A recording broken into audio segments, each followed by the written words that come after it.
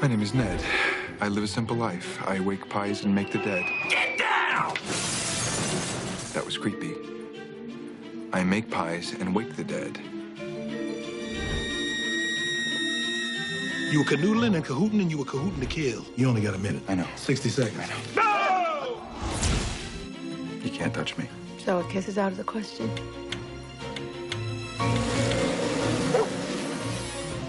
I live alone. And this empty bed next to me has never been slept in by anyone. At any time.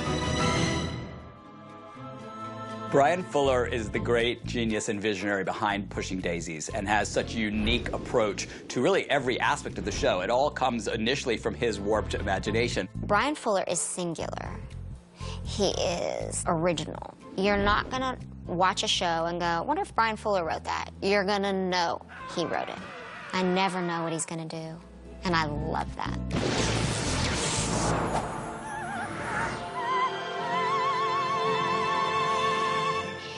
I think one of the best things about doing this show is seeing how everyone who grabs the script after we hit fade out and elevates it is pretty special, because it's beyond what we expected, or beyond what I expected, and so much better than what I expected. Brian's got a lot going on in that brain of his, and I think that what makes Brian Fuller characters is the fact that they're just on a different bent. Oh, hell no! Magic show? Where did I put that rat's ass I could give? They see the world through something other than conventional wisdom or conventional behavior, but still are capable of loving and being loved. Oh, I don't think we were ever mackerels. Oh, you were always a mackerel. See, whenever I saw that picture, I'd say, Holy mackerel! Yeah, I heard that one coming from around the corner. It was wearing tap shoes. She always sees the glass as half full. I always see it as half empty. No pun intended. You can't. You can only see. Yeah, that's very good. That was a good one, wasn't it? Oh, excuse me. That's the high five. No depth perception. Because you can't see. You had to say hello again and goodbye again to your dad in 30 seconds. I guess I just chose to look at it like it was 30 more seconds than I was supposed to have. The characters with really big hearts. You know, they're complicated people, a little bit lonely, but they want to be happy, and they want to find love, and they want to get close to people. You know, the people they care about. He always writes characters that have got hope and like Lisa's, a journey to go on. And they're always very inventive. They're not just average, regular characters. Jackie Johnny? Hey, you got a smoke? no. So how does a safe with some cryptic Latin phrase scrawled inside change anything? You know, you need to peel back that pie crust you're working under and turn on the news sometime. Yes. No. Maybe. I think the way that Brian Fuller and the other writers on Pushing Daisies write the characters, they just speak in a more witty, wonderful, dazzling way. No burglar worth his burgles would take the bait if they saw your tiny-ass apartments.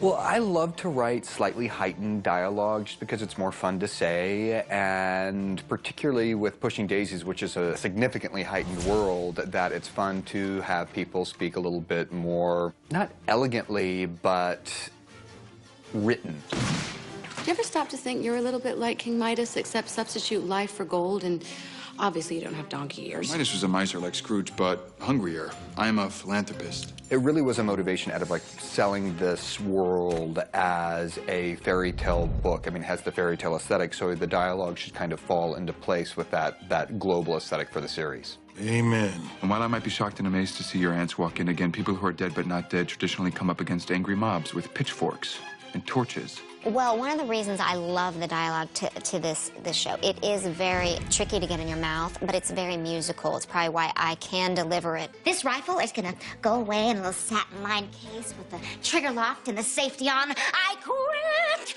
I'm quitting you.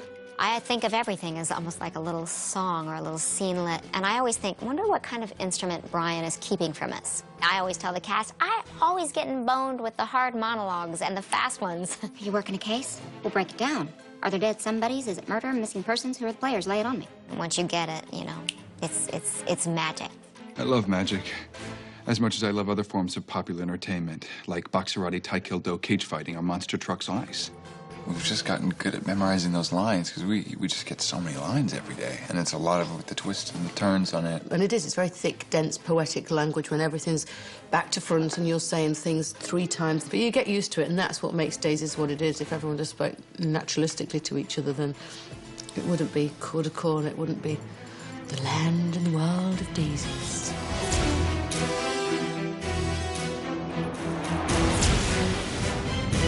Casting the kids has been a really fun part of the show because we started off, of course, last year featuring young Ned and young Chuck. That was a fun experience because I had to write scenes that weren't actually going to exist because the children were in non-dialogue scenes. And Sammy and Field were both so great and had such great faces, just great round expressive faces that we could put all sorts of emotion on them by that what's that Russian editor, that experience where you show the blank face and then you show a piece of pie and then you're hungry.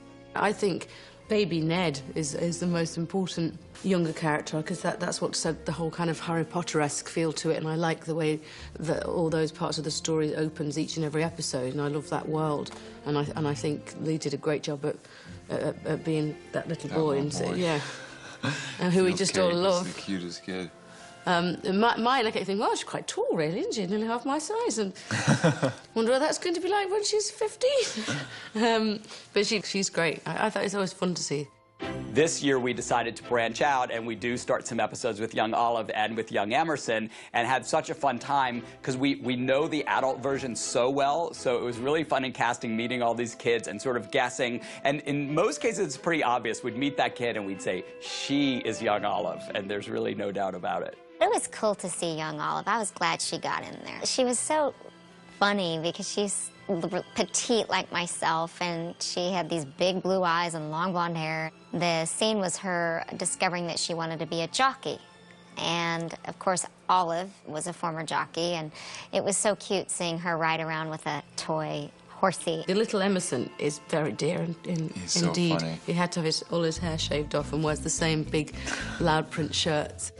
We cast a kid who was actually perfect. I would believe it if I were not me. And it's just through seeing young Emerson, you know, you really get an idea of the fact that this guy has been the same pretty much all of his life. He has an approach to life and an approach to problem solving that he probably gets from his mother. You don't just get to put them pictures in my head. That's an assault on my imagination.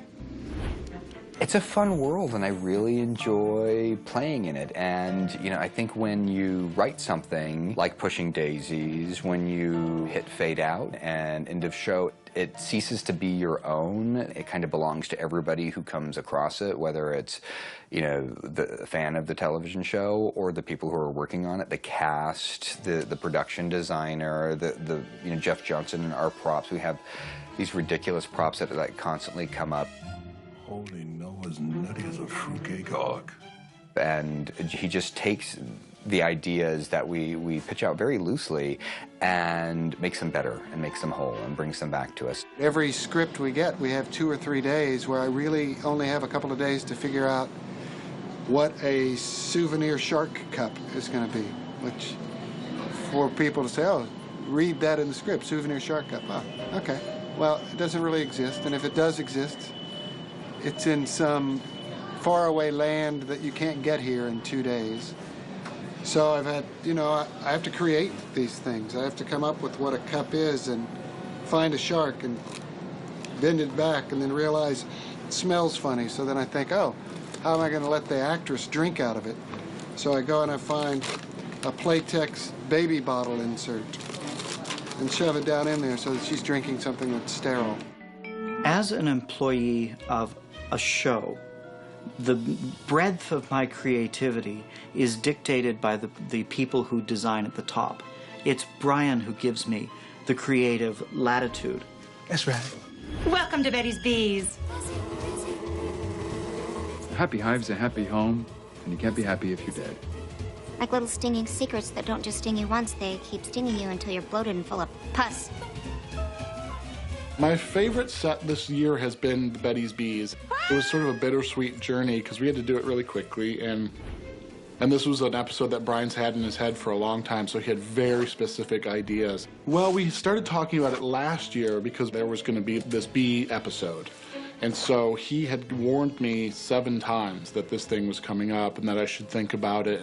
And I wanted literally everything to be hexagonal, like literally every single thing, obsessively. Well, like a picture frame. The script says they're holding a picture of a woman. Well, first of all, I have to find the woman. She hasn't been cast yet. They have to do a still photo, but then the picture can't just be a regular picture frame. That's not Pushing Daisies. So you can buy this picture frame, but I had one made that was a hexagon, so that it's in keeping with the bee theme.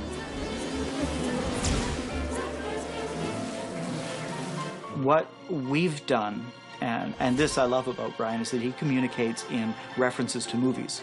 So he'll say The Invisible Man, or he'll say Veronica Lake, or I want you to see this movie called Pete's Dragon. There's a look in there that I want. Well, I think everybody who is working in the industry is kind of, you know, they cull their inspirations from all sorts of sources, and then, you know, they have to digest them and process them and then create their own version of those works. I'm a big fan of Amelie, and you can clearly see how much influence that movie has had on Pushing Daisies. And I'm not just a fan of you know, the French kind of cinema de look type of really aesthetically charged movies as well. And I mean, I just love movies in general. We'll do something very cinematic in terms of our references to, you know, Vertigo and the nuns at the nunnery and Bad Habits. There are other sort of like smaller films that we're drawing attention to as well. There's a movie from the 80s called Savannah Smiles about a little girl who crawls in the back seat of a couple of petty thieves, and it turns into a kidnapping story, and then it's this wonderful little character film. And we homage that by doing kind of like an unofficial sequel to Savannah Smiles, where we cast Kristen Chenoweth as a young Savannah who grows up, and those kidnappers have now got out of prison, and what would have happened in that story. You never should have gone to jail, but no one would believe me that I ran away. What do we always say about the past? It makes an ass out of you and me. And so those are just movies that have impacted me, like as a lover of film, and they, you know, will continue to resonate through my work.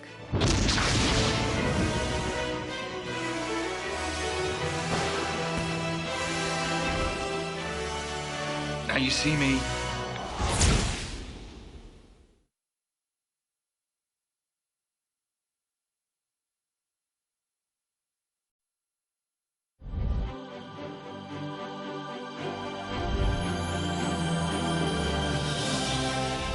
Life is so ridiculous as it is, and death is oftentimes the punctuation to life. So the absurdities of life are sometimes reflected in the absurdities of death. There are so many ways to approach analyzing how Mr. Fuller's vision of death, why it works, why we enjoy it. It really is the central theme to the show, is the sort of comic, odd way that these people die. And I think the challenge is, how do you make it palatable for the audience and still enjoy it as a storyteller?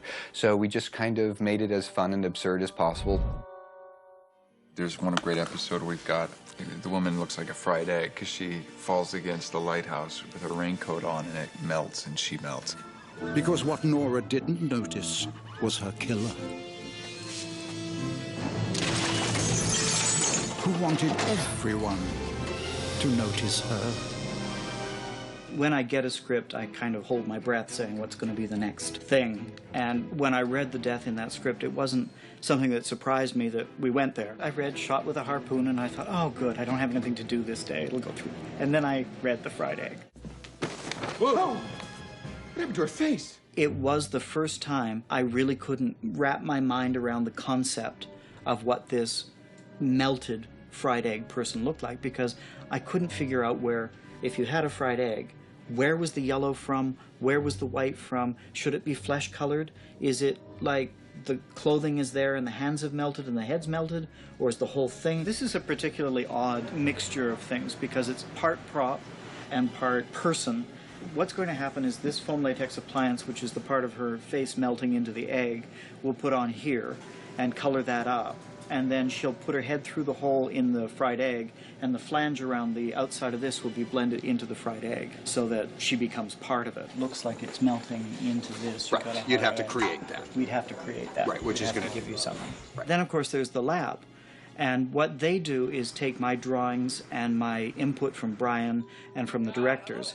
All together, I put that as a bundle, and I give it to the lab, and they build it. Every time someone's in the morgue on the show, we have to come up with some kind of different rig to spotlight how the person died. When the lady turned into the fried egg, we needed a morgue table that was slanted. There's an empty cavity on the inside, and she'll have a bench to rest on.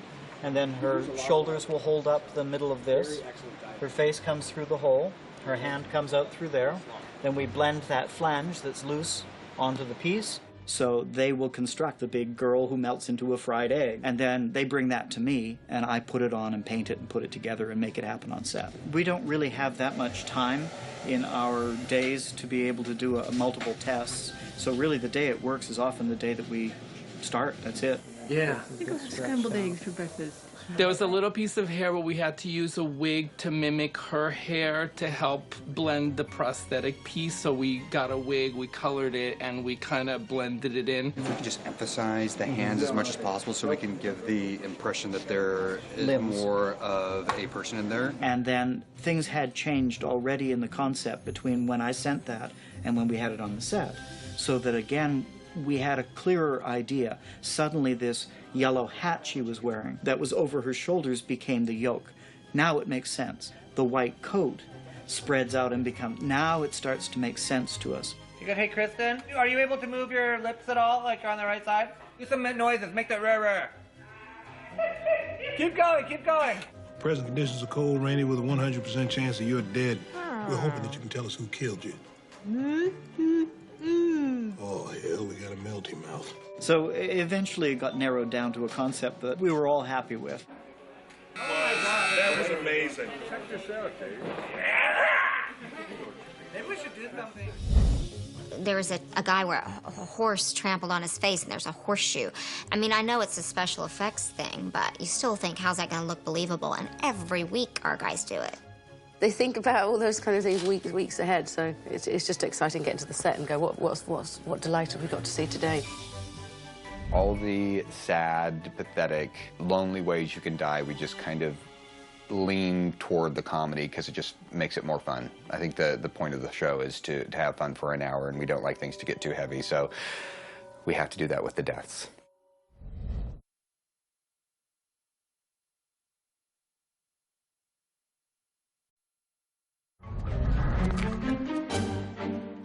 Brian just poked his head into our office and he goes, "We're gonna have a rhino." Oh, that's spectacular. And he just walks out of the office.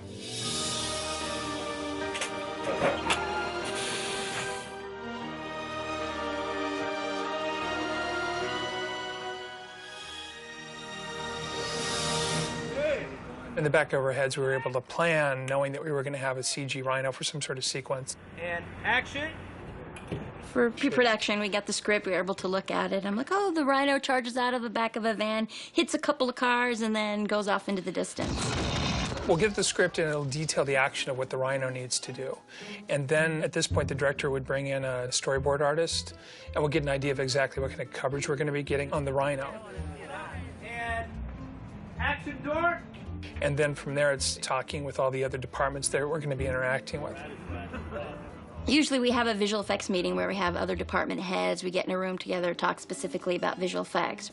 I know when we were talking with our transport coordinator and doing scouts, we looked at the actual van that the rhino was going to be in. It's considerably smaller than what we planned. So a lot of it is making it fit to scale and cheating, but then making it look bigger when it's hitting the cars.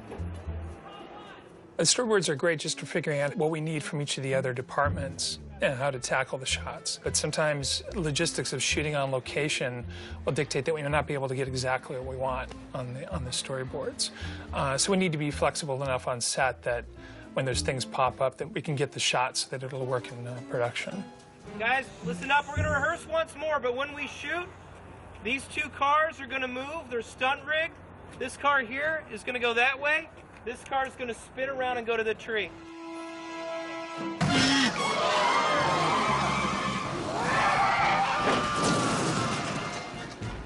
The most immediate thing that changed, we weren't sure exactly what our choreography was going to be for the policemen. So we came up with the idea that one of them would jump on the fence like he's trying to get away from a crazy dog.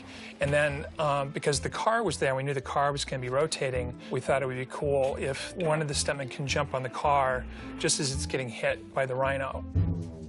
We had a practical rhino element that we were going to use for close-up shots, and we also used that for reference for CG. And the other profile, I'm in charge off screen. Wilson, what's Wilson for? The light probe is just it's a silver ball that when you take a picture of it, it gives you the direction and the color of all the lights that are in the scene, so that when we create a computer graphic image, in this case the rhino, it can have the same color lights and the same direction lights that are actually on set, and apply that to our computer graphic image. Great, that's it. Thanks, guys. All right, guys. Well, once we start getting the animation on the rhino, we'll get a rough sort of grayscale, and we'll have some kind of previs or get a simpler model with not all the texture and make sure all the movement works before you render out the full thing. Yeah, the next stage is building it from photographic reference, and then we give that to an animator so that the animator can make it charge out the back of the truck, and we know that it needs to hit this and we need to have it hit there, and then give the animator enough time so he can give this rhino some personality. It isn't just an object that's moving from left to right, it needs to have a performance, and that's something that we can craft working with Brian and the director and the animator to give this thing just a little bit of life, make it a little bit more interesting.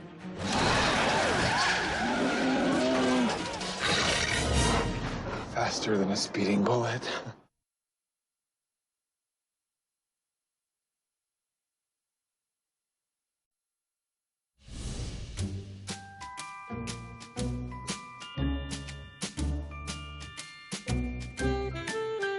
It was a very conscious choice to have wall-to-wall music in the show because that is essentially the style of stories that we're telling, kind of 40s romantic comedy. Brian Fuller, our writer, has created the music in such a way that it literally comes out of a scene. It's also most of the time interrupted with a little bit of dialogue. So it is like a scene. It doesn't feel like all of a sudden I'm like, yeah, da da da da da da da da da. The musical choices that we've used in the show, you know, for instance, in season 2, we're doing Eternal Flame by the Bangles. After we finished our last season, Brian said, "Are there any songs that you see Olive singing?" And I said, yeah. And so in New York, I went and rented a studio and got my pianist, and one of them was Eternal Flame. We wrote in a plot device to that episode, so somebody had sabotaged their ovens and the heat was cranked up and they couldn't get the flame to go off, so the eternal flame of the oven kind of transitioned to Olive's eternal flame for Ned, and we just kind of like wove it into the tapestry very tightly. We had a great composer on Pushing Daisies, a man named Jim Dooley, who won the Emmy Award this year for doing the music to Pushing Daisies. Jim would have a lot of fun on each different episode to take a theme that perhaps we've heard, but to change it in a particular way that fits with the world that we've created for that episode. Dun, dun, dun, dun. Ready? You guys? Cool. One more time from the top, please. As far as the style for the music goes, we're inspired from across the board, all different sorts of musical styles. Film scores, you name any place where we can really kind of borrow something from. We're taking it to incorporate it into an adult fantasy world. In Window Dress to Kill, this is a murder mystery based on other movies that have done similar things, but like to tell it in our new fantasy world way. The spotting session is really a time for us to explore ideas, to kind of make mistakes a bit, to see where things can go. As far as like a musical style for this episode, I think there's a bit of Andrews Sisters in it with the Dickers department store, and maybe you could do like a Dickers jingle of some kind. Dickers department store. Dickers, come in, take a tour of Dickers department store, 'cause we have all you want and more. Each episode begins the same way. Brian and I sit down and I watch for the first time, and I begin digging myself a musical hole, as I call it, because I start making this promise session goes on where he says, can you do this score with this and take this idea and put these things together? So after my promise session, I go back to work going like, I don't know if I can do this. But the spotting session, we watch the opening of the show, and Brian will say, okay, this is where I started from. This should all be very Esquivel-y, swing, 50s sort of keep. We Daisify everything from every score and every movie idea. and then bring it into our world. Her superhero theme as the sidekick Avenger. So her Wonder Woman theme, and if it has a little Andrew sister vocalization. Okay, that'd be good. That's more, I think, along like the Wonder Woman, Linda Carter Wonder Woman. This is like cooking in a lot of ways. If you're cooking and you overspice something with heat, you can't take the heat out. You have to add sweet. And that's how you balance that out. And that's essentially kind of what we're doing. That's being, you know, the Mr. Sandman kind of thing. Which I think it also applies. Well, we get all our really good ideas from watching it the first time and then feeding off each other. I'll say things that are very random and not necessarily completely thought through, and then he'll pick up the thought midstream and finish it for me. So it really is a fantastic collaboration on that front. With Jim, he's very conscious of what has been done and what is out there in terms of film music, and he's very conscious of how he's going to make it his own, and that's always the delight of setting in these sound spotting sessions, because like, what about this kind of instrument for Randy Man in this scene, and how do we take that and kind of turn it upside down? So I think we're more 12 Monkeys with Randy Man. Yeah, or is it more that the psychotic the accordion? Yeah. No, I think we're moving into sexy accordion. Ooh, that's really great. I can, yeah. Randy, Olive, did you hit him? Did she hit you? No, he hit me. One of the many fun things about working with Jim Dooley is that there is this kind of film music geek shorthand where we're constantly referencing either composers or movies or tones. We've been giving each other homework. I've had to probably watch a dozen movies or so. So I think then, like, you know, we're in this sad goodbye. One of the bigger challenges about incorporating these kind of allusions to other movies and other styles of music is to, you know, to do it in our kind of voice, which is funny because when I work with the editors, they'll temp in some music, and we've tried it, that almost inevitably it has to be stuff from the show for the music to work. Even stuff from other episodes that we'll put in, it's like, well, this isn't really quite right. It's reacting to every part of each character's movement. It's like scoring animation in a way. Denny is a suspected killer, so let's play him as such. Okay. And we should also be playing a little menace on Coco as a potential killer as well. Denny, did you kill Aaron? No, Coco. Neither did I. Obviously, there's a murder in every episode, so we have to mislead who the killer is. It's like, I guess if you really wanted to, that's how you know who the killer is. It's like whoever is not played as the killer is probably the killer. It would be great to like take their theme and make it holiday like you did with Corpse Sickle. Everybody has their theme, essentially. And when those interactions come, then those themes get interacted as well. So now we can have like a little Olive's theme. According to her parents' testimony, young Olive Snook had been stolen away in a stolen vehicle by dangerous car thieves and kidnappers. It was really Brian's idea from the beginning to incorporate the themes into instrumental-specific themes. So with Olive, it's a saxophone, and with Emerson Codd, he has this kind of like crime jazz motif. Emerson, it's usually the acoustic bass with finger snaps. That's his world. And then like Olive will come into the scene, that stuff comes out saxophone with strings maybe. Listen up, because I'm only going to say this once. And so everything is so character specific that even when you can reference a character in dialogue who may not be in that scene and then we hit a little bit of that character's theme, they just have much more presence in, whether they're on screen or off screen, they're very present because of Jim Dooley's score.